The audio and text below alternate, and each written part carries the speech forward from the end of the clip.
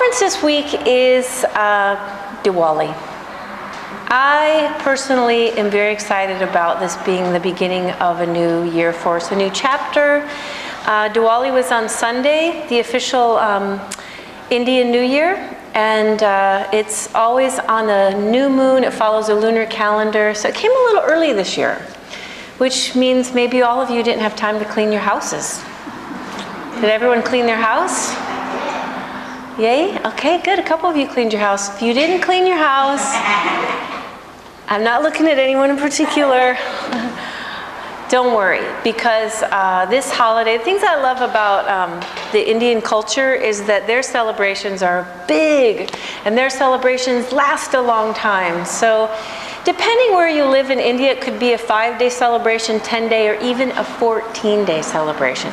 Me personally, I'm going to go for 14. Stretch it out as long as we can and say Happy New Year every day when we see each other. Happy New Year, Dwayne. So of course I love the New Year because I feel like we all get so busy. I know I do, just in my routine and my autopilot, and this is what I do, and this is the time I wake up, and then I make my coffee, and then I come here. And so it's nice to have a New Year, a time where we sort of stop in our tracks and take a little time to step back and quiet ourselves and do some reflecting. So I always ask you guys to get out your journals, whatever kind of journaling you do, and look at your year past, maybe your little notes from last year's Diwali, and just spend some time reflecting on your year. I also like to kind of go back throughout. My journal's kind of a devotional journal, so when I go back through it, I kind of see what happened throughout the year, kind of through my prayers, in a way, what was going on with me. So for me, usually that's just like a happy thing, like to go through the whole year of different things that happened and kind of devotion around that. So I like to spend that time for myself and for all of you, just to reflect and just sort of take in that year. And then, of course, one of the traditions here, we do our little puja where we present flowers and light candles and do puja threads. Is to spend some time in gratitude. So it's helpful, again, to look back over the year, to just kind of see. I think we forget. I know I do. Maybe it's just me, but once I stop and just spend a little time quietly reflecting, I start to remember all these things that happened this year that I kind of got so busy in what's next or what I'm doing now that I forgot about. And sometimes they're actually pretty big things that I just kind of, life moved me past or whatever. But I think it's important to just spend some time and hold that and just be grateful, for everything that life gave us this past year. And maybe it's all not good. Maybe you guys had some challenges. I think we all had at least a couple of little challenges. And sometimes we can be grateful for those too. But it feels important to be grateful before we do the next part of our New Year celebration, which is the Festival of the Lights, is to light a candle. And the candle represents what? This is a quiz part. It's an easy quiz today. Your intentions, yeah. So Festival of the Lights is the light of the new year. Lakshmi is the beautiful deity that's honored, and it comes from a long tradition with the Ramayana of Sita and Rama coming out of being in the forest in exile for 14 years. So it kind of represents our travels and our adventures over the year, and that we're coming into a new year. And I think it's really important that we set intention for ourselves. Like, what do you want to bring into this next year, rather than just being on autopilot? It's like, what do you want to manifest this year? What would you like to happen this year? And so the word that I chose for us all last week was, Peter, possibility.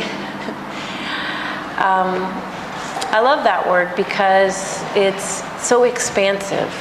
And so rather than just setting our intentions like, I want to be more healthy, I want to do more yoga, so I ask you guys to open up to the idea of what's possible for you this year. What are some things that you could bring into your life that just represent like getting out of our boxes of what's, what could be possible for us. So when you get to that part of your journal where normally we do our intentions, I wanted you guys to think, this is what I did this year anyway, if you guys would like to join me in it, is to write at the top of the page, possibilities. And maybe even leave that page blank until something moves you, until something like stirs you or something comes up and you're like, you have that moment where you think, that's impossible. But you're like, but maybe not. Maybe it's possible. and write it in your journal, and just hold yourself open to that this year. Of just not even knowing what it is, maybe. Like maybe a few things you have some ideas around, but just opening yourself up to possibilities you can't even imagine right now because you're in your routine box or whatever that might pop up for you. One example I had from last year that I was going to share with you guys just to give you some ideas is, it was about a year ago that I watched the Wim Hof video. And I was so excited about it, I bought the 10-week course right away and immediately started doing, you know, all that stuff, and got you guys involved in it. But I was so drawn to Wim's mission and his character that I just put it out there. I'm like, I want to study with him. You know, he's this amazing teacher. I had the honor of studying with Patabi Joyce, and that meant a lot to me. And I said, you know, I want to study with that man. And it was sort of a fluke how it all kind of transpired, but in 2 days I'm leaving to go study with Wim for 6 days. So it was just something I wildly put out there one day to the universe, or whatever you might call that, of possibility, and it happens. So it happens, but we have to put the intention out there. So when something pops up in your head this year, I want this to be the year where you're like, it's possible. I'm just going to put it out there. Why not? Not even try to necessarily figure it out. I didn't try to figure out how I was going to study with Wim Hof. I just put it out there. So have fun with that this year. At the end of practice, when we do our usual Shavasana, well, I'll give you guys an opportunity to do a little puja, the lighting of your candle for the new year. And also wanted to offer up to you guys to ask Lakshmi for a blessing. That's what she does. Lakshmi is all about abundance and love and success and beautiful things. And so just to open your heart up to her for the new year and ask her, say, I want some blessings. So I'm open to blessings from Lakshmi for the new year.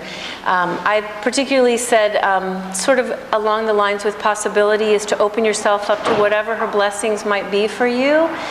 And that when you get your blessing, that you'll kind of know that that was from her in particular, and that she might give you some type of a kiss. So Mary and I have been saying, like, I've already gotten a couple since Sunday, so I've got some blessings, some kisses from Lakshmi. And so by all means, when you realize you've received a blessing, you've received a little kiss from Lakshmi, say thank you. You might get another one, you never know. Anyway, I want you guys just to open up your energy. You know, I'm not Hindu. I don't actually practice Hinduism, but I love the energies of the deities. I love Lakshmi's energy and what that brings into my life. And it's a beautiful time of the year to just embrace that energy of abundance and beauty and wealth in our lives and what that represents. To just open yourself up to that. So our quotes for this week for Diwali are, first one is by Alan Kay. The best way to predict the future is to invent it. And one of my favorite quotes by, again, Lewis Carroll from Alice in Wonderland. Why, sometimes I believe as many as 6 impossible things before breakfast. And I love that one because on a good day, I do the same. So I hope you guys do too for this year. Think a lot of crazy stuff. Happy Diwali. This is your year of possibility. What will you bring into your life this year? Believe in the impossible. I look forward to having an impossible become possible year with all of you again. Namaste.